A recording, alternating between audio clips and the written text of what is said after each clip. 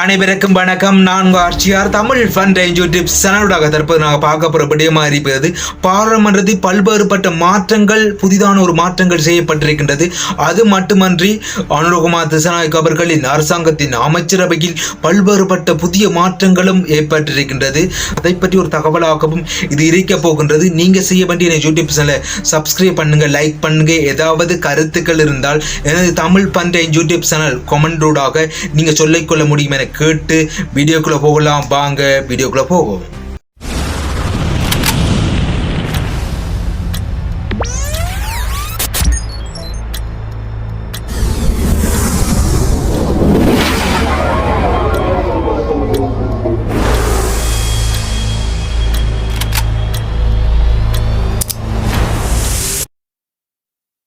அனுரகுமார் திசாநாயக்க அவர்களின் அமைச்சரவையானது ஒரு மிக முக்கியமான தகவலையும், அதாவது இலங்கை வரலாற்றில் ஒரு தடம் பதித்திருக்கின்றது என்று தான் குறிப்பிட இருக்கின்றது. அது என்ன விடயம் என்றால் 25க்கு உட்பட்ட அமைச்சரவை மாத்திரமே காணப்படும், இராஜாங்க அமைச்சரவை காணப்படாது என்ற ஒரு தகவலையும் வெளிப்படுத்தியிருக்கின்றார். அவர் அந்த அமைச்சரவையில் அதிகமான படித்தவர்களை அங்கே காணப்படுவார் என்ற ஒரு தகவலையும் வெளிப்படுத்தியிருப்பதை காணக்கூடியிருக்கின்றது. இந்த பாராளுமன்ற தேர்தலை பொறுத்த வரைக்கும் பல வரலாற்று சம்பவங்களை பதிவு செய்திருக்கின்ற என்பதை நாங்கள் காணக்கூடியிருக்கின்றது. 170க்கு மேற்பட்ட புதிய பாராளுமன்ற உறுப்பினர்கள் வருகை தந்திருப்பதை ஒரு முதல் தடவையாகவே இது காணப்படுகின்றது. அது மட்டுமன்றி படித்த, அதாவது டாக்டர் மற்றும் சட்டத்தரணி ஆசிரியர்கள் அதிகமாக தெரிவு செய்யப்பட்ட ஒரு பாராளுமன்ற தேர்தலாக இந்த தேர்தல் பதிவு செய்யப்பட்டிருக்கின்றது. அதிக ஆசனங்களை பெற்ற ஒரு 3/2 பெரும்பான்மையை பெற்ற ஒரு கட்சியாக இந்த அனுரகுமார் திசாநாயக்க அவர்களின் தேசிய மக்கள் முன்னணி காணப்படுகின்றது. இந்த தேசிய மக்கள் முன்னணியின் தேசிய பட்டியலானது, அதாவது தேசிய பட்டியல் காணப்படுகிறது. அந்த தேசிய பட்டியலில் முன்பு குறிப்பிடப்பட்டிருந்த ஒரு தமிழர் ஒருவருக்கான வாய்ப்புகள் அந்த தேசிய பட்டியலில் வழங்கப்படும் என்று ஒரு குறிப்பிடப்பட்டிருந்தது.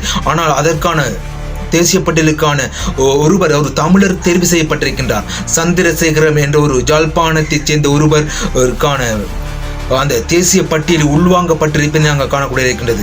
இதற்கு முதல் அந்த தேசிய பட்டியல் தமிழருக்கான ஒரு வாய்ப்பு வழங்கப்படும் என்று ஒரு அனுரகுமார் திசாநாயக்க அரசாங்கத்தினால் குறிப்பிடப்பட்டிருக்கின்றது. அதற்கான ஒரு தேசிய பட்டியலுக்கான ஆசனத்தினை அனுரகுமார் திசாநாயக்க அவர்கள் தமிழர் ஒருவருக்கு வழங்கியிருப்பது ஒரு சிறப்புக்குரிய ஒரு விடயமாக காணப்படுகின்றது. அது மட்டுமல்ல, இன்னொரு சம்பவம் ஒன்று பதிவாயிருக்கின்றது. தமிழ் மக்கள், அதாவது தமிழ் பேசுகின்ற 46 பாராளுமன்ற உறுப்பினர்கள் தெரிவு செய்யப்பட்டிருக்கின்ற ஒரு முதல் தடவையாக இது காணப்படுகின்றது.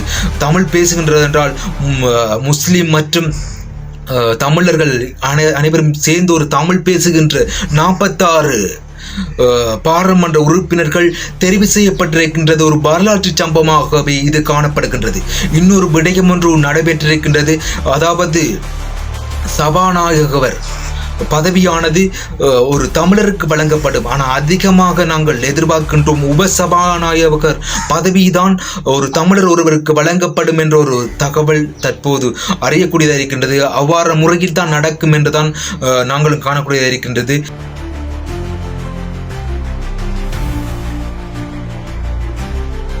தமிழ் தேசிய கூட்டமைப்பின் தேசிய பட்டியலானது யாருக்கு வழங்கப்பட போகின்ற என்ற ஒரு தகவல் ஒவ்வொருவரும் விமர்சன ரீதியாக சமூக ஊடகங்களில் வெளிவந்திருந்ததை காணக்கூடிய இருக்கின்றது. இன்னொரு சிலர் ஒரு பெண் ஒருவருக்கு வழங்கப்பட வேண்டும் என்று குறிப்பிட்டிருந்தார்கள். இன்னும் சிலர் ஒரு சுமந்திரன் அவர்களுக்கு வழங்கப்பட வேண்டும் என்று குறிப்பிட்டிருந்தார்கள்.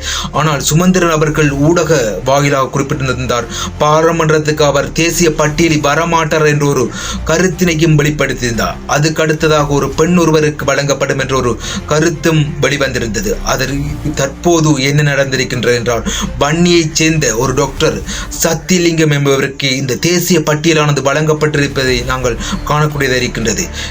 அது மட்டுமன்றி அவர் இந்த தேசிய பட்டியலூடாக வருகை தந்து என்னென்ன விடயங்களை இந்த வன்னி மாவட்டத்துக்கு செய்ய போகின்றார் என்ற பல எதிர்பார்ப்புகளையும் இந்த தேசிய பட்டியல் வழங்கியிருப்பதை நாங்கள் காணக்கூடிய இருக்கின்றது.